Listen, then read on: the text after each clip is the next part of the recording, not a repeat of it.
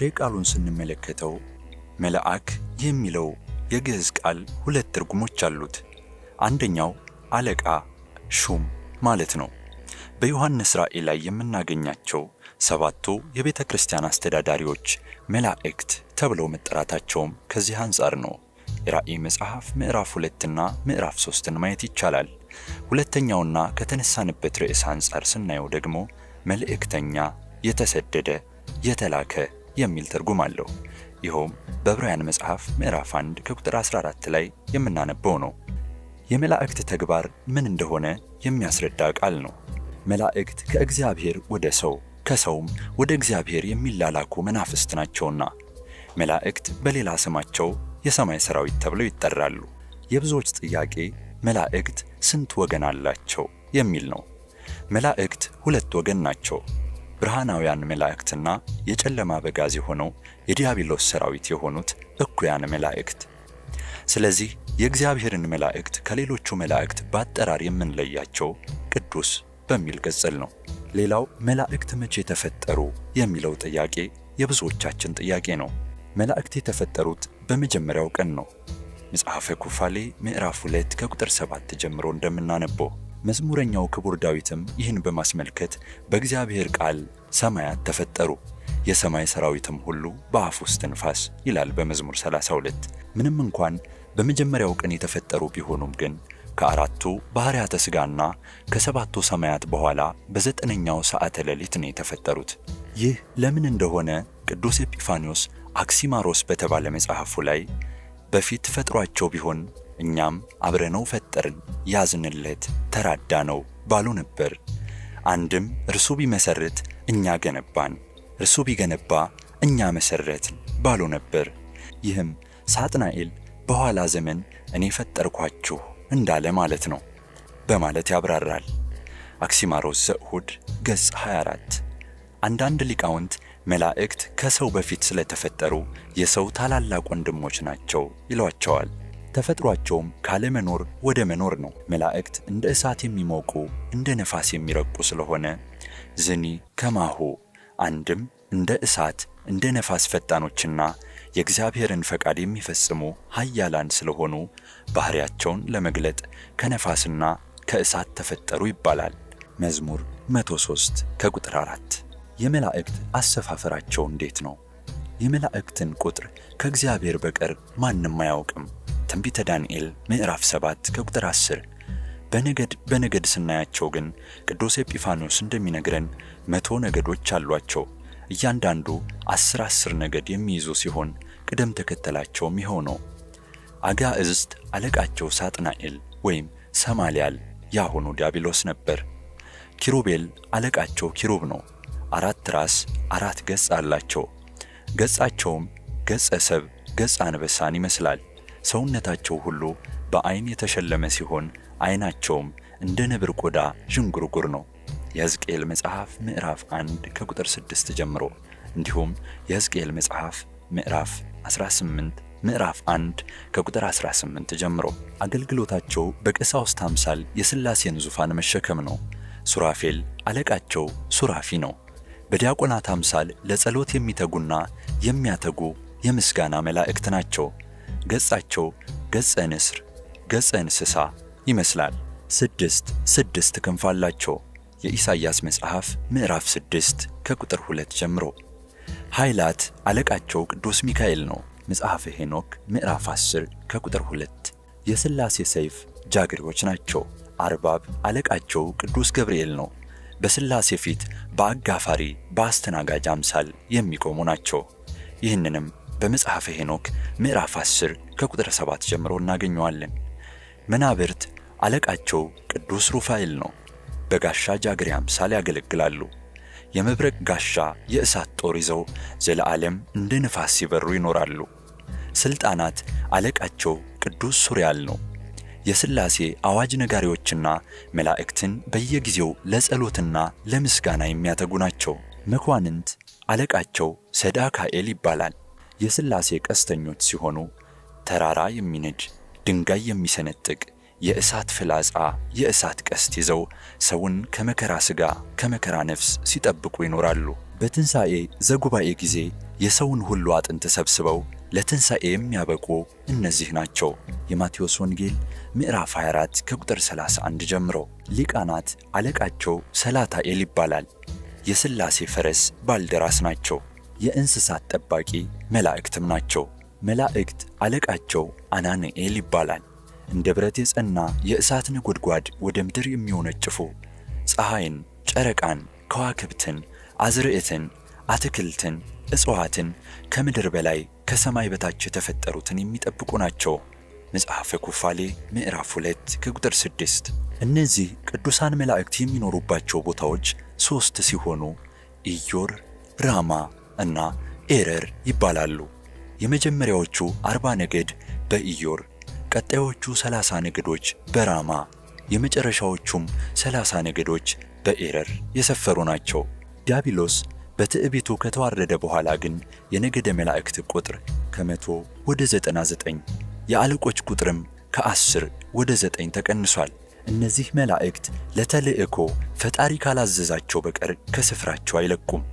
ሲያዛቸው ግን ወደ ላይ እስከ ጽርሐ አርያም፣ ወደ ታች እስከ በርባኖስ ድረስ ከብርሃን ፍጥነት በላይ በሆነ ቅጽበት ይወጣሉ ይወርዳሉ። የመላእክት ባህሪ ከሰው ጋር የሚያመሳስለውም የሚለያየውም ብዙ ነጥብ አለው። ከሰው በምን ይለያሉ ቢሉ መላእክት ረቂቃን ናቸው። ከነፋስ ነፍስ ትረቃለች፣ ከነፍስ መላእክት ይረቃሉ፣ ከመላእክት ደግሞ ሥላሴ ይረቃሉ። እንደ ሰው አይራቡም፣ እንደ ሰው አይጠሙም፣ ልብስ መጠለያ አይፈልጉም። እኔም ተገለጥኩላችሁ፣ ነገር ግን እይታን አያችሁ እንጂ ከእናንተ ጋር አልበላሁም አልጠጣሁምም። መጽሐፈ ጦቢት ምዕራፍ 12 ከቁጥር 19። የመላእክት ምግባቸው የእግዚአብሔር ምስጋና፣ መጠጣቸውም የመለኮት ፍቅር ነው። መላእክት ጾታ የላቸውም። የማቴዎስ ወንጌል ምዕራፍ 22 ከቁጥር 30። ይህ በመሆኑም አይጋቡም፣ አይዋለዱም፣ ስለ ነገ አይጨነቁም። መላእክት ከዝንጋኤ የራቁ ባለ አእምሮ የሆኑ ዕውቀት ያላቸው የዋህንና ትዕግሥትን ገንዘብ ያደረጉ ለዘላለም የማይነጥፍና የማያቋርጥ ይልቁንም ዘወትር እንደ ጅረት ውሃ የሚወርድ ምስጋና ያላቸው ናቸው። መጽሐፈ ስነ ፍጥረት። ምንም እንኳ ከሰው በፊት ቢፈጠሩም አያረጁም። ዘወትር ውቦች፣ ብርቱዎችና ውርዟን ናቸው። ሌላው መላእክት ኢመዋትያን ናቸው ወይም አይሞቱም። የሉቃስ ወንጌል ምዕራፍ 20 ከቁጥር 36። ይኸውም ልክ እንደኛ ነፍስ በእግዚአብሔር ፈቃድ የተደረገ ነው። እንደ ሰው አንድ ጊዜ ደግ ሌላ ጊዜ ደግሞ ክፉ በመስራት አይዋልሉም። ከሰው ልጅ ጋር ምን ያመሳስላቸዋል ስንል ደግሞ ምንም ረቂቃን ቢሆኑ ሕልውና ከአካል ጋር አላቸው።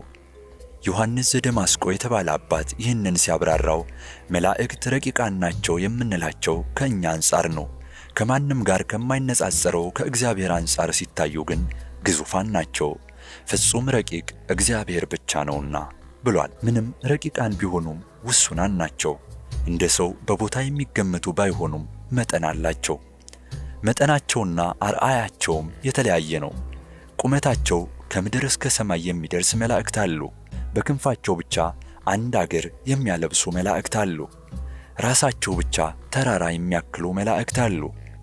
በዓይን የተቀረጹ የተሸለሙ ሁለንተናቸው ዓይን የሆነ መላእክት አሉ። 6 ክንፍ ያላቸው መላእክት አሉ። መብረቅ ለብሰው መብረቅ ተጎናጽፈው የሚኖሩ መላእክት አሉ።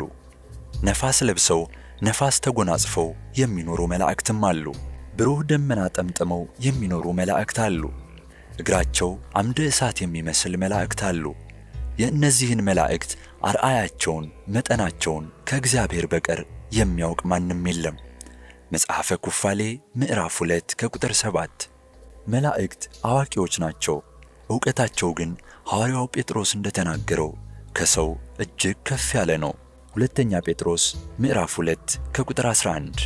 ምንም ከሰው እጅግ ከፍ ያለ ቢሆንም ግን ዕውቀታቸው መጠን አለው። ከእግዚአብሔር በቀር ፍጹም ዕውቀት ያለው የለምና። እኛ ዕውቀታችን እንደ መላእክት የሚሆነው ከትንሣኤ ዘጉባኤ በኋላ ነው። አንደኛ ቆሮንቶስ ምዕራፍ 13 ከቁጥር 12። ሌላው መላእክት እንደ ሰው ነፃ ፈቃድ አላቸው። እንደ ሰው ባህሪያቸውን የሚገልጽ ስምም አላቸው። ሰው ከመበደሉ በፊት ልክ እንደ መላእክት ንጹሕ፣ ውብና ብርቱ ነበር። በፍጥረታት ላይ ሥልጣን ነበረው። እርሱ ሲበድል ግን ከሥልጣን የወረደ ሰው እንደ ድሮ የሚያከብረው እንደሌለ ሁሉ ፍጥረታቱ አዳምን አልታዘዝ አሉት። እንደውም ተበረታቱበት። ክብር ይግባውና ጌታችንና መድኃኒታችን ኢየሱስ ክርስቶስ የመጣውም ወደ ቀድሞ ክብራችን፣ ወደ ልጅነት፣ ወደ ቀድሞ ቦታችን፣ ወደ ገነት፣ ከዚያም በላይ ወደ መንግሥተ ሰማያት ሊመልሰን ነው። በመሆኑም ሰው ምንም እንኳን በዚህ ዓለም ሳለ ብዙ ውጣ ውረዶችን ቢያልፍም በመጨረሻ መላእክትን ይመስላል። ለዚህም ነው ቅዱሳን መላእክት ሐዋርያው ቅዱስ ጳውሎስ ለዕብራውያን ሰዎች በጻፈው መልእክት በምዕራፍ 1 ከቁጥር 13 ላይ እንደገለጸው ታናሽ ወንድማቸውን ሰውን በማገልገል ላይ ያሉት። ሌላው የብዙዎቻችን ጥያቄ የመላእክት ትክክለኛ ስም ይታወቃልን የሚል ነው። ምንም እንኳን በስም ብንጠራቸውም ስማቸው ነገረ እግዚአብሔርን የሚያስረዳ እንደሆነ እንጂ በቅጥነተ ሕሊና ስናስተውለው ማን እንደሚባሉ አይታወቅም። ስም የሌላቸው ሆኖ ሳይሆን የሰው አእምሮ ስማቸውን ሊረዳው አይቻለውም። ለምሳሌ ገብርኤል ማለት አምላክ ወሰብ ማለት ነው። ይህም የጌታችን የኢየሱስ ክርስቶስ ማንነትን የሚገልጽ እንጂ የመልአኩ ትክክለኛ ስም አይደለም። ሚካኤል ማለት መኑ ከመ እግዚአብሔር ማለት እንጂ የመልአኩ ስም አይደለም። በነገራችን ላይ የእግዚአብሔር ትክክለኛ ስሙም አይታወቅም። የለው ማለት ሳይሆን ይህ ማለት ግን የለው ማለት አይደለም። ሁለንተናውን የሚገልጽ ስም በሰው ቋንቋ አይገኝም ማለታችን እንጂ። ሌላው መላእክት መልክ አላቸውን የሚል ጥያቄ ይነሳል። በመጽሐፍ ቅዱስ ቅዱሳን መላእክት በተለያየ መልክ እንደተገለጹ እናነባለን።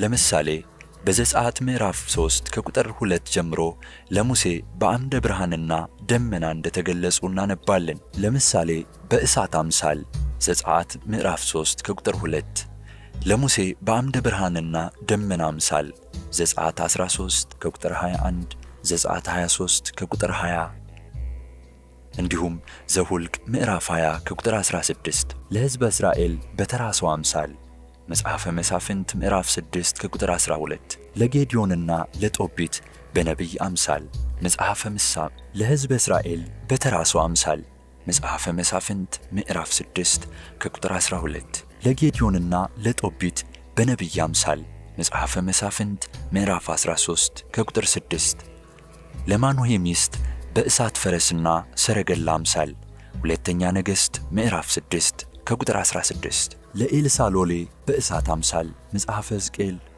8 ምዕራፍ 2 ለነቢዩ ሕዝቅኤል በፍታ እንደለበሰ ወገቡም በወርቅ እንደታጠቀ ሰው ትንቢተ ዳንኤል ምዕራፍ 10 ከቁጥር 5 ለነቢዩ ዳንኤል ልክ እንደ ትሑት ሰው የሉቃስ ወንጌል ምዕራፍ 1 ከቁጥር 12 ለዘካርያስና ለእመቤታችን ለቅድስት ድንግል ማርያም ደግሞ የጌታ ክብር በዙሪያቸው ሆኖ የሉቃስ ወንጌል ምዕራፍ 29 ከቁጥር 30። ይህም ማለት መላእክቱ ሰው እንዲገባው በሰው አእምሮ መጠን ተገለጡ ማለት እንጂ መልካቸው ተለዋዋጭ ነው፣ የራሳቸው የሆነ ቋሚ መልክ የላቸውም ማለት አይደለም። የመላእክት ተግባር ምንድን ነው? የመላእክት ተግባር ያለማቋረጥ እግዚአብሔርን ቅዱስ ቅዱስ እያሉ ማመስገን ነው። የኢሳይያስ መጽሐፍ ምዕራፍ 6 የእግዚአብሔርን መልካም ዜና ወደ ሰው ያመጣሉ። ይኸውም ለአጋር፣ ለአብርሃም፣ ለሐና እመ ሳሙኤል፣ ለካህኑ ዘካርያስ፣ ለእመቤታችን እንዳመጡላቸው ማለት ነው። ማስተዋልና ጥበብን ለሰው ልጆች ያድላሉ። ይኸውም ቅዱስ ገብርኤል ለነቢዩ ዳንኤል፣ ቅዱስ ኡራኤልም ለዕዝራ እንዳደረጉት ማለት ነው። ሌላው ሰውን ከጥፋት ያድናሉ። ይኸውም ሎጥን ከሰዶምና ገሞራ ሰዎች እንዳዳኗቸው ማለት ነው። መዝሙረኛው ክቡር ዳዊት የእግዚአብሔር መልአክ በሚፈሩት ሰዎች ዙሪያ ይሰፍራል ያድናቸውማል ይላል። በሌላ ቦታም ክፉ ነገር ወደ አንተ አይቀርብም፣ መቅሰፍትም ወደ ቤትህ አይገባም፣ በመንገድህ ሁሉ ይጠብቁህ ዘንድ መላእክቱን ስለ አንተ ያዛቸዋልና እግርህም በድንጋይ እንዳትሰናከል በእጆቻቸው ያነሱሃል ያለውም ስለዚሁ ስለ መላእክት ግብር ለመግለጥ ነበር። መዝሙር 91 ከቁጥር 10 እና መዝሙር 34 ከቁጥር 7። የሰውንም መልእክት ወደ እግዚአብሔር ያደርሳሉ። የሰውን መልእክት ወደ እግዚአብሔር ያደርሳሉ ሲባል ምን ማለት እንደሆነ የቆጵሮሱ ሊቀ ጳጳስ ሊቁ ኤጲፋንዮስ በአክሲማሮስ መጽሐፉ ላይ የካህናተ ሰማይ ማዕጠንት፣ የጻድቃን ጸሎት፣ የሰማዕታት ገድል የደጋግ ሰዎች ምግባር ነው ብሎ ያብራራ። የጻድቃን ጸሎት፣ የሰማዕታት ገድል የደጋግ ሰዎች ምግባር ነው ብሎ ያብራራል። መጽሐፈ አክሲማሮስ ገጽ 51። ሌላው የመላእክት ግብር የእግዚአብሔርን ቁጣ ወደ ሰዎች ያመጣሉ። እነርሱም የመዓት መላእክት የሚባሉ ሲሆኑ በትዕቢቱና በክፋቱ ከስልጣኑ የወረደው ዲያብሎስ ሰራዊት የነበሩና በኋላ ግን አለቃቸው ሲክድ ያልካዱ በእምነታቸው የጸኑ ከሳጥናኤል ሰራዊትነት ተለይተው ከነቅዱስ ሚካኤልና ከነቅዱስ ገብርኤል ጋር የተደመሩት ናቸው። እነዚህ የመዓት መላእክት እጅግ ቁጡዎችና ቀናተኞች ናቸው። ልበ አምላክ ዳዊት ክፉ ነገር ወደ አንተ አይቀርብም፣ መቅሰፍትም ወደ ቤትህ አይገባም፣ በመንገድህ ሁሉ ይጠብቁህ ዘንድ መላእክቱን ስለ አንተ ያዛቸዋልና እግርህም በድንጋይ እንዳትሰናክል በእጆቻቸው ያነሱሃል እንዳለው በመዝሙር 91 ከቁጥር 10 እያንዳንዱ ሰው ጠባቂ መላእክት እንዳሉት ያስረዳል። እስራኤል ዘሥጋን የጠበቃቸው መልአክ ቅዱስ ሚካኤል ነው። ይህንንም ለኢያሱ በኢያሪኮ አጠገብ ነግሮታል። መጽሐፈ ኢያሱ ምዕራፍ 5 ከቁጥር 14። ይሁዳም የመልአኩ ስም ማን እንደሆነ በግልጽ ነግሮናል። ይሁዳ ቁጥር 9 አስቀድመን እንደተመለከትነው ለእያንዳንዱ ሰው ብቻ ሳይሆን ለእንስሳት፣ ለእጽዋት፣ ለምድር፣ ለፀሐይ፣ ለጨረቃ፣ ለከዋክብት ከምድርም በታች ለተፈጠሩት ፍጥረታት በሙሉ ጠባቂ መላእክት አሏቸው። ለምሳሌ እንስሳትን የሚጠብቀው መልአክ ሰላታኤል ይባላል። አናንኤል የሚባለው ነገደ መላእክት ደግሞ እንደ ብረት የጸና የእሳት ነጎድጓድን ወደ ምድር የሚወነጭፉ ፀሐይን፣ ጨረቃን፣ ከዋክብትን፣ አዝርዕትን፣ አትክልትን፣ እጽዋትን ከምድር በላይ ከሰማይ በታች የተፈጠሩትን የሚጠብቁ ናቸው። መጽሐፈ ኩፋሌ ምዕራፍ 2 ከቁጥር 6። ቅዱስ ባስልዮስ ዘቂሳርያ ሰውን ስለሚጠብቁ መላእክት ሲናገር ክፉ ሥራ ካልሰራን በቀር ጠባቂ መልአካችን ከኛ አይለይም። ጭስ ንብን ከቀፎ እንዲወጣ እንደሚያደርገው ሁሉ የእኛ ኃጢአትም ጠባቂ መልአካችንን ከእኛ እንዲለይ ያደርገዋል ብሏል። ሌላው ቅዱሳን መላእክት የቤተ ክርስቲያን አገልጋዮች ናቸው። ቤተ ክርስቲያን የክርስቶስ ብልት ናትና መላእክትም ቤተ ክርስቲያንን ያገለግላሉ። የጌታችንን ሰው መሆን ያበሰሩት መላእክት ናቸው። በቤተልሔም ግርግምም ሲወለድ እጅግ ደስ ብሏቸው ያመሰገኑት መላእክት ናቸው። ስለ ልደቱም ለእረኞች የነገሯቸው መላእክት ናቸው። ወደ ግብፅ ሲሰደድ አብረውት የሄዱት መላእክት ናቸው። በፈለገ ዮርዳኖስ በእደ ዮሐንስ ተጠምቆ ወደ ገዳመ ቆሮንቶስ በሄደ ጊዜ ያገለገሉት መላእክት ናቸው። ጌታችን በጌቴሴማኒ የአትክልት ስፍራ ሲጸልይ ሲያበረቱት የነበሩት መላእክት ናቸው። አይሁድ ሊሰቅሉት ሲሉ ቸርነቱ ከልክሏቸው እንጂ አይሁድን ለማጥፋት የተዘጋጁት መላእክት ናቸው። ደሙን ወደ ዓለም ሁሉ የረጩት መላእክት ናቸው። ትንሣኤውን ያበሰሩን መላእክት ናቸው። ሲያርግ ደግሞ ዳግም እንደሚመጣ የነገሩን እነዚህ መላእክት ናቸው። ዳግም ሲመጣም አብረውት የሚመጡትና ሙታንን የሚቀሰቅሱትም እነዚህ ቅዱሳን መላእክት ናቸው። ይህ አገልግሎታቸው በሐዋርያትም የተመለከትነው ነው። ሊቀ ካህኑ ሐዋርያቱን ሲያስራቸው ሰንሰለታቸውን የፈቱላቸው መላእክት ናቸው። የሐዋርያት ሥራ ምዕራፍ 5 ከቁጥር 17 እንዲሁም የሐዋርያት ሥራ ምዕራፍ 20 ከቁጥር 12። የገሊላው ንጉሥ ይሁዳ ሐዋርያው ያዕቆብን ከገደለው በኋላ ጴጥሮስንም ሊገድለው ሲል በትል ተበልቶ እንዲሞት ያደረጉት መላእክት ናቸው። የሐዋርያት ሥራ ምዕራፍ 12 ከቁጥር 23። ፊልጶስ በሰማርያ እያስተማረ ሳለ ኢትዮጵያዊው ጃንደረባን አስተምሮ እንዲያጠምቀው የነገሩት ቅዱሳን መላእክት ናቸው። የሐዋርያት ሥራ ምዕራፍ 8 ከቁጥር 26። ሐዋርያትን እየመሩ አሕዛብንም እያዘጋጁ ወንጌል በአሕዛብ አገር እንዲስፋፋ ያደረጉት ቅዱሳን መላእክት ናቸው። የሐዋርያት ሥራ ምዕራፍ 10። እነ ቅዱስ ጳውሎስ መርከብ በአውሎ ነፋስ ቀንና ሌሊት ስትናወጥ አንዲት ነፍስ እንኳ እንደማትጠፋ ያጽናኗቸው ቅዱሳን መላእክት ናቸው። የሐዋርያት ሥራ ምዕራፍ 27። በአጠቃላይ ቅዱሳን መላእክት ከክርስቶስ ደግሞም ብልቱ ከምትሆን ቤተ ክርስቲያን ይኸውም ከእኛ ከምእመናን አይለዩም። ክብር ይግባውና ጌታችን መድኃኒታችን ኢየሱስ ክርስቶስ ሰውን እጅግ አድርጎ ስለሚወድ እነዚህን ቅዱሳን መላእክት ጠባቂ አድርጎ ይልክላቸው ነበር።